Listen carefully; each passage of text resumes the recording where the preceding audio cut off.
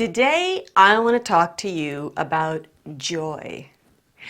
I just came in from working with a client, and he is an amazing, successful businessman. He sold his company for 50 million. I mean, a really great guy. But when he is asked to speak at these dinner events or asked to speak at an industry event, for instance, he just felt like his delivery and his speaking was just flat and boring. And he was telling his own company's story, so it was something that he knew really well. And we found the missing piece today. And the missing piece for him to really own his words and really live them for the audience, because this is his company's story. The missing piece was joy. He wasn't feeling that joyful connection with his story. And that's an emotional connection, and you as a speaker have got to make that connection first. Now, if you don't make that connection with your story, then the audience doesn't get to make that connection either. Speaking and storytelling, you telling your stories, it's hard work. It takes effort. And your job is to do all the hard work for the audience, because we don't want to have to do any work. We just want to hear your story, and we want to hear that story with as much life, with as much color, texture, with as much enthusiasm, with as much emotional connection as you can muster. Because as a speaker, that is your job. Your job is to cram all of that energy, emotional connection, color, texture, whatever it is that's going to bring that story to life. That is your job. And when you do that and you connect in a way that is emotionally connected, that you're enjoying being up there, then that is exactly the experience the audience is going to have. Because whatever you are here is what we get down there. And if you ain't enjoying it, then we won't either. And here's the thing with this particular client. His knowledge and his credibility is amazing, but he just didn't look happy to be there. He didn't look happy to be there. And if he's not looking happy to be there, then the audience is sitting there wondering, well, then why are we here?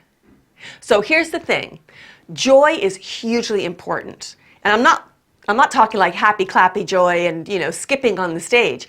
I'm talking about finding a joyful connection with your words, a physical connection with your words, with your stories.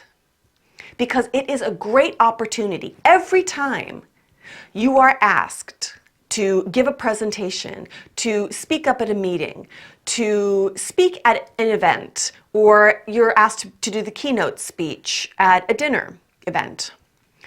Any time that you are having a dialogue with another human being or a group of human beings, you are telling a story. And it is a great opportunity every single time to see how much connection you can make for yourself with what you are talking about.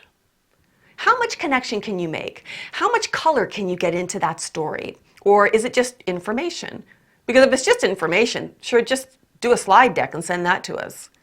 No, you're the secret sauce. You're the X factor in all of this. They asked you to speak. They asked you to present. They asked you to contribute at the meeting.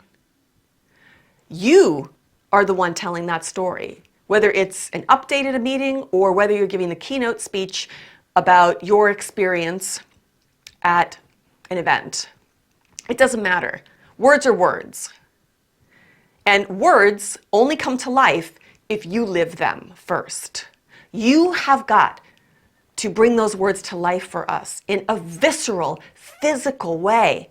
Because remember, your voice travels away from you in waves, physical waves. And we receive and feel those vibrations, those waves.